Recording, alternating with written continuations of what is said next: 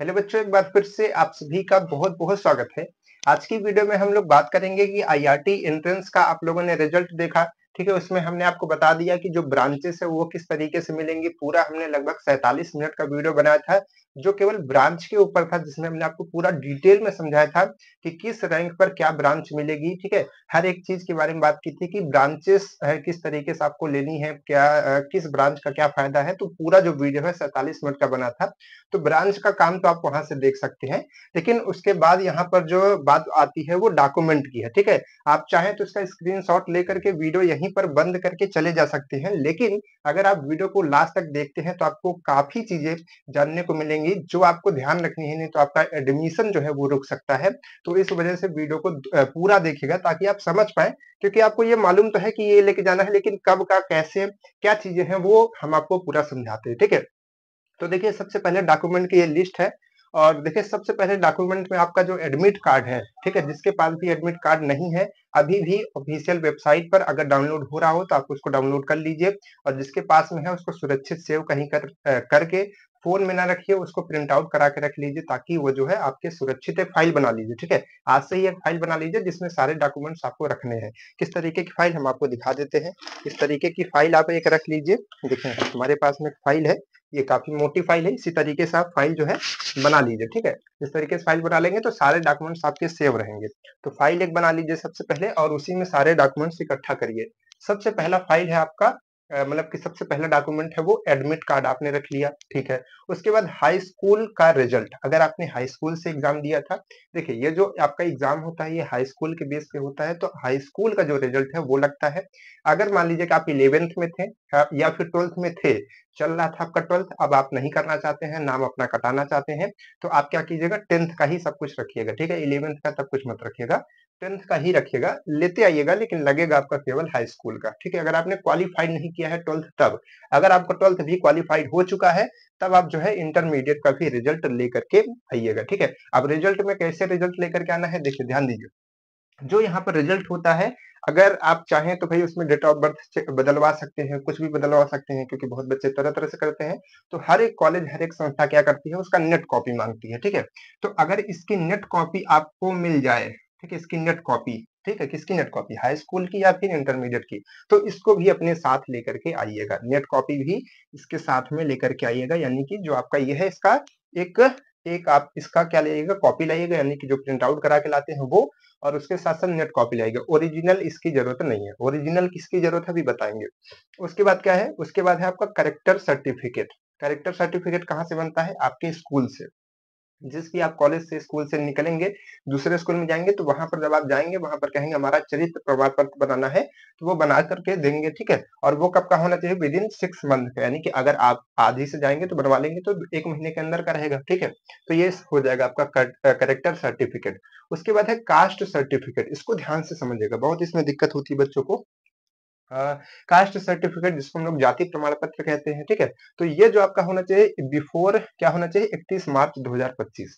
2025 31 मार्च को का जो है उसके पहले का बना होना चाहिए, उसके बहुत पुराना नहीं होना चाहिए। ऐसा नहीं है कि वो आपका जनवरी में बना हो या फिर फरवरी में बना हो 2025 में, तो वो माना नहीं जाएगा। ठीक है, अभी का होगा तो माना जाएगा। अगर आपके पास अभी भी नहीं है, हो सकता है आपने जब एडमिशन करवाने का फॉर्म भर रहे थे तब आपने बनवाया होगा, तो उसमें कोई दिक्कत नहीं है, वो आपका काम करेगा। लेकिन अगर आपके पास में वो नहीं है तो अभी आज से अप्लाई कर दीजिए और उसको बनवा लीजिए। ठीक है, चलिए, और उसके साथ देखिए यहाँ पर इसमें क्या करना है, आपको नेट कॉपी भी इसकी लानी है। हमने क्या कहा कि कोई भी सर्टिफिकेट होगा, जो कॉलेज होता है, कोई भी संस्था होती है, उसको जांच करने के लिए उसका नेट कॉपी मांगती है, कि जब उसको कंप्यूटर से उसको सर्टिफाइड किया जाएगा, चेक किया जाएगा, सत्यापित किया जाएगा, तो वो रहेगा कि नहीं है ना। क्योंकि क्या होता है भाई, फोटो है, उसमें तो चेंज करके डेट ऑफ बर्थ बदल दिया, चेंज करके नंबर बदल दिया, चेंज करके कुछ भी बदल सकते हैं, लेकिन आपकी नेट कॉपी मांगी जाती है। क्लियर है, चलिए। और अगर आप उसमें बदलाव करके कुछ भी करके दिक्कत करने का काम करते हैं, जाली काम करते हैं, तो कार्रवाई भी हो सकती है, इस बात को भी ध्यान रखिएगा। चलिए,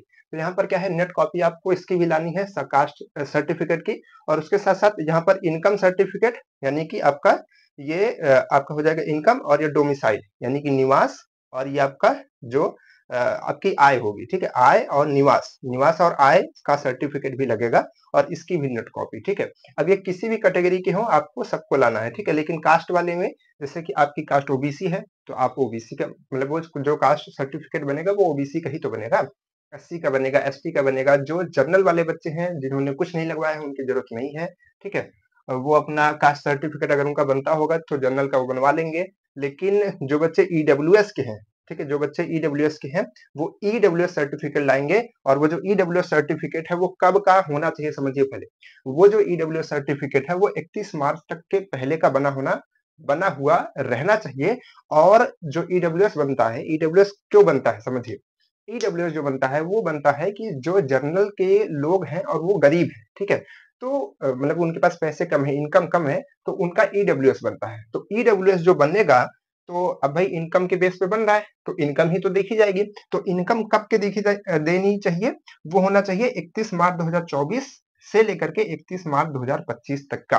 यानी कि आपकी आय जो है, ऐसा नहीं कि आप देख लीजिए 10 साल पहले आप बहुत गरीब थे तो आप ईडब्ल्यूएस लगा दीजिए, ऐसा काम नहीं चलेगा। अगर 1 साल पहले यानी कि 31 मार्च 2024 तक में जो इनकम है आपकी उसको उसके बेस पर जो है ईडब्ल्यूएस सर्टिफिकेट आपका बना होना चाहिए, ठीक है।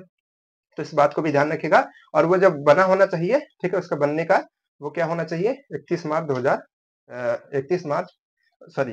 2025 का, ठीक है। और इसकी नेट कॉपी भी लाइएगा, यहाँ पर भी लिख देते हैं, इसकी भी नेट कॉपी आपको लानी पड़ेगी। नेट कॉपी हर चीज की, कोई भी सर्टिफिकेट नेट कॉपी, ठीक है, नेट कॉपी और ओरिजिनल कॉपी मतलब जो आप बनवाएंगे, ठीक है, उसका प्रिंट आउट, है ना। उसके बाद क्या है, ये हो गया। इधर देखिए, इसके बाद आपको 20 फोटो बनवा लेनी है। कॉलेज की तरफ से कमी फोटो कहा गया, लेकिन हम आपसे कहते हैं 20 फोटो बनवा लीजिएगा, क्योंकि वो हर जगह काम देती रहेगी। मुस्कुराता हुआ जो आपने एडमिट कार्ड पे लगाया है वही वाला फोटो लगाइएगा, इधर उधर मत कीजिएगा। और हम फिर से आपसे कह रहे हैं कि अगर वाले फोटो नहीं है तो वही कपड़ा, वही टी शर्ट पहन के उसी स्माइल के साथ खिंचा लीजिएगा दूसरी फोटो, ठीक है, वही लगा दीजिएगा। और उसमें साथ साथ आपका नाम और डेट रहनी चाहिए। डेट कौन सी, डेट जब आपने फॉर्म भरी थी वो डेट, या फिर जो अब आज की डेट डालेंगे तो दिक्कत हो जाएगा। जो आपने फॉर्म भरी थी वही डेट लगभग डाल दीजिएगा, ठीक है, कोई दिक्कत नहीं है। बस डेट और नाम आपका इस पे रहना चाहिए। इस तरीके से फोटो बनवाइएगा, ठीक है। अब जैसे कि एक ये बोला गया था कि एडमिट कार्ड में जो डेट और नेम है वो एक तख्ती पे ऐसे पकड़ करके खिंचाया जाए, ठीक है। बहुत बच्चों ने लगाया, ऐसे तख्ती पकड़ लीजिए, उस पे नाम और वो लिखा रहे, खिंचवा लीजिए। वैसा फोटो बहुत बच्चों ने बनवाया है, वो लगा सकते हैं। अगर उस तरीके से आपने फोटो नहीं खिंचाई है तो जो फोटो आपने खिंचाई है, ठीक है, सुंदर वाली, ऐसा सुंदर वाली है कि बंदर वाली, यहाँ पर जो आपने ऐसा फोटो खिंचाई है इसके नीचे यहाँ पर कंप्यूटर वाले से बोल देंगे तो वहां पर आपका नेम और नीचे वो डेट जो है वो लिख देगा, ठीक है, पट्टी बना करके व्हाइट कलर की वो लिख देगा, ठीक है। तो इस तरीके से आप जो है बनवा सकते हैं। तो ये फोटो आप बनवा लीजिएगा 20 ठो कलरफुल बढ़िया से। उसके बाद है टीसी, ठीक है। उसके बाद क्या है, टीसी आपकी, टीसी क्या है, टीसी है ट्रांसफर सर्टिफिकेट, ठीक है। ट्रांसफर सर्टिफिकेट कहाँ से चाहिए भाई, टीसी जो है आपकी अगर आप 10 से हैं तो 10 की टीसी, मतलब जहां से भी आप क्लासेस को छोड़ करके इसमें आ रहे हैं उसकी टीसी आपको लेनी पड़ेगी। 11th में है तो वहां की टीसी लाइएगा, ठीक है, 10 मिनट लाइएगा। आप 11th की लाइएगा, 11th का मार्कशीट लाइएगा। 11th अगर पेपर नहीं हुआ है तो फिर अपना 10 का ही मार्कशीट लाइएगा, लेकिन टीसी जो है वहीं की मिलेगी आपको 11th तक की, ठीक है। तो वो टीसी लाइएगा, लेकिन उस टीसी में एक चीज ध्यान रखिएगा कि उस टीसी में क्या होना चाहिए, वो ओरिजिनल कॉपी आपकी लगेगी, ध्यान रखिएगा। टीसी की ओरिजिनल कॉपी लगेगी आपकी कॉलेज में, लेकिन टीसी का एक कॉपी आप करवा करके अपने कहाँ पर रखिएगा, अपनी फाइल में, ठीक है, अपने फाइल में एक कॉपी रखिएगा, ठीक है। अगर आप चाहें तो कलरफुल भी करा कर रख सकते हैं, अगर आप चाहें तो ब्लैक एंड व्हाइट करा के रख सकते हैं, लेकिन एक कॉपी आप अपने पास में भी रखिएगा टीसी की, ठीक है। उसके बाद क्या है, signature of district inspector of school, यानी कि जो विद्यालय जिला निरीक्षक होते हैं, ठीक है, वो उनके द्वारा सिग्नेचर्ड टीसी होनी चाहिए। यानी कि जब कॉलेज वाले टीसी आपकी इशू करेंगे तो उनसे बोलिएगा कि सर इसमें जो है विद्यालय जिला निरीक्षक का साइन आप करवा करके तब हमको टीसी दीजिए। हो सकता है कि वो कुछ पैसे ले, लेकिन वो आपको करा करके देंगे। अगर नहीं कराते हैं तो आप खुद से उस टीसी को लेकर के जा सकते हैं विद्यालय जिला निरीक्षक के पास में, वहां पर सिग्नेचर करा सकते हैं, ठीक है। तो इस टीसी के बिना जो है काम मत कीजिएगा, उस टीसी मतलब वो सिग्नेचर जो है उसके बिना काम मत कीजिएगा, उसको करा लीजिएगा, ठीक है, टीसी में, ठीक है। ये सब काम अभी से आपको स्टार्ट कर देना पड़ेगा ताकि सब कुछ हो जाए, क्योंकि अब आपके पास में केवल आज 17 तारीख है, ठीक है। उसके बाद में लगभग 13 दिन इधर बचेंगे और उसके बाद लगभग 7 या 8 तारीख से आपका जो है ये काउंसलिंग होने लगेगी, ठीक है। तो फिर आपके पास में ज़्यादा समय नहीं, 20 दिन का समय है, सब कुछ कर लीजिए जल्दी से। तो ये उसके बाद देखिए ये कौन-सा सर्टिफ़िकेट है सर? ये क्या है? ये तो है कि टीसी तो सबको लानी पड़ेगी, चाहे वो हाई स्कूल के हों, चाहे वो इंटर के हों, चाहे वो यूपी बोर्ड के हों, चाहे सीबीएसई बोर्ड के हों, चाहे आईसीएसई बोर्ड के हों, किसी भी बोर्ड के हों, उनको टीसी लानी पड़ेगी। लेकिन जो सीबीएसई और आईसीएसई बोर्ड के बच्चे हों, उनको एक माइग्रेशन सर्टिफ़िकेट भी होता है, अलग से, उनको वो भी लाना है। और जो बच्चे जैसे कुछ बच्चे क्या है बीए पास आउट होते हैं, तो वो उसके थ्रू भी आप भर सकते हैं यहाँ पर फॉर्म। तो उसका भी आपको क्या लाना पड़ेगा, रिजल्ट लाना पड़ेगा, ठीक है। और वहां से भी करेक्टर सर्टिफिकेट, और वहां से भी एक माइग्रेशन सर्टिफिकेट बनता है, तो उसको लाना पड़ेगा, ठीक है। लेकिन टीसी मस्ट है, टीसी आप जरूर लाइएगा। सीबीएसई आईसीएसई से, तो इसको भी लेकर के आइएगा, ठीक है। चलिए, इसके बाद क्या है, इसके बाद है हेल्थ सर्टिफिकेट, यानी कि आपको अपना स्वास्थ्य प्रमाण पत्र बनवाना है कि आप ठीक-ठाक हैं कि नहीं है। यहाँ पर आकर के बेहोश तो नहीं हो जाएंगे पढ़ते समय, ठीक है। इसलिए हेल्थ सर्टिफिकेट जरूरी है, लेकिन कहाँ से? बाई गवर्नमेंट हॉस्पिटल, किसी राजकीय अस्पताल से आपको इसको बनवाना होता है। राजकीय अस्पताल से बनवाइएगा, वहां पर जाकर के जो एमबीबीएस डॉक्टर होते हैं या फिर जो वहाँ के डॉक्टर होते हैं, सर्टिफाइड डॉक्टर होते हैं, ठीक है, वो आपका सिग्नेचर करेंगे, वो बनाएंगे, ठीक है, तब जाकर के वो मान्य होता है, उसको ध्यान रखिएगा। और साथ ही साथ जब आप वहां पर जाएंगे, तो जब आपका ये बन रहा होता है हेल्थ सर्टिफिकेट, तो उसी में आपके ब्लड का भी जांच होता है, यानी कि ब्लड का जांच होता है, हाइट होता है, वेट होता है, आंखों का जांच होता है। हर चीज का जांच होने के बाद में आपका जो है जो वो स्वास्थ्य प्रमाण पत्र यानी कि हेल्थ सर्टिफिकेट बनता है। तो उसी समय पे ब्लड की भी आपको एक रिपोर्ट आती है, ठीक है, ब्लड रिपोर्ट होती है। तो ब्लड रिपोर्ट जो है वो आपको लगानी है, यानी कि जब वो जांच करके रिपोर्ट देंगे, तो उसको अलग से रखना है, ठीक है। और उस रिपोर्ट को भी लगाना है, यानी कि ब्लड ग्रुप रिपोर्ट, ठीक है। मतलब ब्लड में तो कई सारे जांच हो सकती है, हजारों जांच हो सकती है, ठीक है। बहुत जांचें बहुत महंगी होती हैं, बहुत जांचें बहुत सस्ती होती हैं। तो आपको ब्लड ग्रुप वाली जो है रिपोर्ट वो लगानी है, ठीक है। तो ब्लड ग्रुप अपना कर लीजिएगा। अगर ये चीज जो है, समझिए, ये चीज अगर आपका यहाँ से हेल्थ सर्टिफिकेट जो है गवर्नमेंट से बन गया, लेकिन अगर ये नहीं दे पा रहे हैं वो लोग, तो आप इसको अलग से भी अपने से करा सकते हैं, प्राइवेट करा करके, लेकिन इंक्लूड कर दीजिएगा उसमें, ठीक है, कि ये पंच कर दीजिएगा, ठीक है। चलिए, इसके बाद क्या है, इफ गैप का मतलब क्या है, यानी कि यदि आपका गैप है, जैसे मान लीजिए कि आप जो है आप जैसे मान लीजिए कि 12th आपने कंप्लीट किया और 1 साल आपने कुछ भी नहीं किया, ठीक है, कहीं भी पढ़ाई नहीं की, या फिर पढ़ाई की तो आप उसका कुछ लगा नहीं रहे हैं, ठीक है, उसका कुछ भी लगा नहीं रहे, 1 साल किया, कुछ किया, उससे मतलब नहीं है। आपका 1 साल गैप है, ठीक है, 12 के बाद 12 मान लीजिए कि आपने किया 2000, अभी क्या चल रहा है, 25 में आप क्वालिफाई हुए होंगे, लेकिन मान लीजिए कि आप 24 में क्वालिफाई हुए होंगे और अब यहाँ पर देने जा रहे हैं।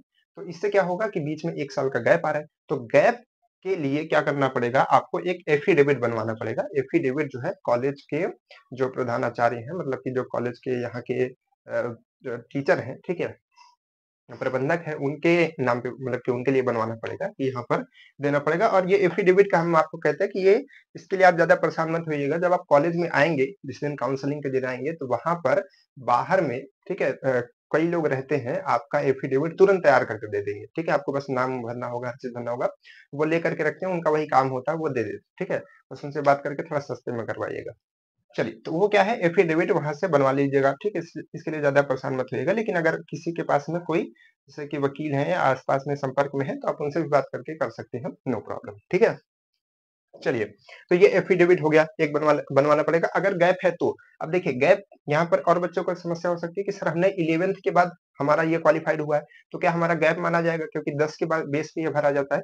10 और 11th में ये गैप नहीं माना जाएगा, क्योंकि आप तो पढ़ाई तो कर ही रहे थे, रेगुलर तो थे ही। आप जो टीसी दे रहे हैं वो 11th की दे रहे हैं, ठीक है, वो वहीं से बनेगी।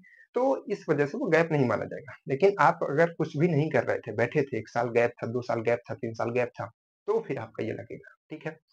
चलिए, तो ये गैप हो गया। उसके बाद क्या है, ईडब्ल्यूएस हमने आपको बता दिया, सारा चीज हमने बता दिया। तो इतने डॉक्यूमेंट जो है आपको रेडी रखने हैं और आज ही से काम पे लग जाना है, ठीक है। आज ही से काम पे लगेंगे, तभी आप अपना आय जाति निवास हर चीज कंप्लीट करा पाएंगे। और इसको रखते चलिए एक एक ठो, ठीक है। इसको पहले आप स्क्रीनशॉट कर लीजिए पूरा अच्छे से, ठीक है, कर लीजिए। इसके बाद देखिए, यहाँ पर फीस की भी बच्चे पूछ रहे थे कि सर फीस कितनी लगती है। तो फीस देखिए 1000 काउंसलिंग की फीस लगती है, ठीक है। यानी कि अब इसमें देखिए क्या होता है, इसमें बताते हैं कि बच्चे सोचते हैं कि सर अगर हमको ब्रांच नहीं मिली सही, तो हमारी फीस फंस तो नहीं जाएगी, क्या हो जाएगा, ठीक है। तो इसके लिए हम आपको बताते हैं क्या प्रोसेस होता है। देखिए देखिए क्या होता है, यहाँ पर समझिए कि एक एक रो बैठी है टीचर्स की, ठीक है, एक टीचर्स की रो बैठी, यहाँ एक टीचर, यहाँ एक टीचर, यहाँ एक टीचर, यहाँ एक टीचर है ना, ऐसा, ठीक है। और एक रो यहाँ बैठी है टीचर की, ऐसे गोलाई में, समझिए ये गोला थोड़ा सा और बड़ा है, मान लीजिए ये गोला इधर तक है, ठीक है। और एक रो इधर बच्चों की लगी है ना? तो इधर से क्या है, बच्चे खड़े हैं, जैसे कि एक बच्चा, दो बच्चा, तीन बच्चा, ऐसे बच्चे जो है खड़े हैं। अब बच्चे क्या कर रहे हैं, अब एक बच्चा सबसे पहले यहाँ जाएगा, तो यहाँ पर जो है कुछ डॉक्यूमेंट्स चेक किए जाएंगे। जो डॉक्यूमेंट चेक किया जाएगा, ठीक है, वो रख लिया जाएगा, या फिर जो भी पन्ना देना होगा वो देंगे। उसके बाद यहीं पर आपकी जो है पहली ही सेंटर पे आपका जो है 1000 फीस, काउंसलिंग फीस जमा होती है, या फिर कभी-कभी घर वाले पे भी जमा होती है, ठीक है? तो इन्हीं में से कहीं पर आपको पहले 1000 फीस जमा हो जाएगी, और उसके बाद जब आप ऊपर, मतलब कि हम कॉलेज की बात बता रहे थे, ठीक है? उसके ऑडिटोरियम में इसी तरीके से होता है। उसके बाद 1000 पहले आपको काउंसलिंग फीस तो जमा कर लेंगे। इधर ये सभी टीचर्स क्या करते रहेंगे, आपके डॉक्यूमेंट्स चेक करते रहेंगे, यानी कि बारी-बारी लाइन से बच्चे जाते रहेंगे, लाइन से चेक करते रहेंगे। इसके बाद आप यहाँ पर जाएंगे और यहाँ पर बताएंगे ब्रांच, यानी कि जब ब्रांच से बताने से पहले आपसे 1000 फीस ले ली जाएगी। तो अगर मान लीजिए कि आपकी मनचाही ब्रांच नहीं मिलती है, तो आपको यहीं से आगे नहीं पढ़ना होगा, आपको वापस लौट आना पड़ेगा इधर अपने मम्मी पापा, जो भी आपके अभिभावक गए हैं उनके साथ, ठीक है? तो यहाँ पर कहने का मतलब है कि अगर आपको मनचाही ब्रांच नहीं मिलती है, तब भी काउंसलिंग में 1000 फीस काट ली जाएगी, और वो रिफंडेबल नहीं है, यानी कि वो वापस नहीं की जाएगी। क्लियर बात है? लेकिन अगर आपको ब्रांच मिल जाती है, तो आप और आगे बढ़ेंगे, यहाँ पर और डॉक्यूमेंट्स चेक करवाएंगे, और एट लास्ट में आपको पूरा ये वाली फीस जमा करनी होती है। कौन सी? जो 20,840 है। यानी कि अगर आपको मनचाही ब्रांच मिल गई है, आपने बात कर लिया, आपने खुश हो गए, सब कुछ हो गया है, तब जो है आप यहाँ पर लास्ट में फीस जमा करेंगे, तब आप यहाँ से नीचे उतर कर आएंगे, यहाँ पर फिर एडमिट कार्ड बनवाएंगे, यहाँ से एडमिट कार्ड लेंगे, और शांति से बाहर आ जाएंगे खुश होकर के। ठीक है, यही प्रोसेस होता है। समझ पा रहे हैं? तो ये जो है प्रोसेस इस तरीके से चलता है ना? तो 1000 आपकी चली जाएगी अगर आपको ब्रांच मनचाही नहीं मिलती है, या आपने नहीं लेते हैं तब। अगर आप लेते हैं तो कोई दिक्कत नहीं है, ठीक है? तो टोटल जो है इतनी फीस लगती है, लेकिन कुछ एक्स्ट्रा में भी आप लोग अपने साथ पैसे लेकर के आइएगा, ठीक है? ताकि कोई प्रॉब्लम ना हो। तो ये जो है पूरा डॉक्यूमेंट्स रहा, और ये पूरी फीस रही, और हमने सारी चीज़ों के बारे में बताया। आई होप आपको जो वीडियो है बहुत हेल्पफुल लगती होगी, और जो चीज़ें हैं वो समझ में आ जाती होगी आसान तरीके से। तो इसी तरीके से चीज़ों को समझने के लिए और आईआरटी से जुड़े रहने के लिए इस चैनल को ज़रूर सब्सक्राइब करके रखिए, क्योंकि आपको पता है ना कि हम इसी कॉलेज से हैं, और आपको हर एक चीज़ सही और सटीक और सबसे पहले बताते हैं, ठीक है? तो चैनल को सब्सक्राइब कर लीजिए, बाकी जो भी प्रॉब्लम है उसको कमेंट सेक्शन में डाल दीजिए। नेक्स्ट वीडियो में भी हम आपको उसको बता देंगे, ठीक है? तो चलिए फिर मिलते हैं आपसे किसी नए वीडियो में, तब तक के लिए बाय बाय।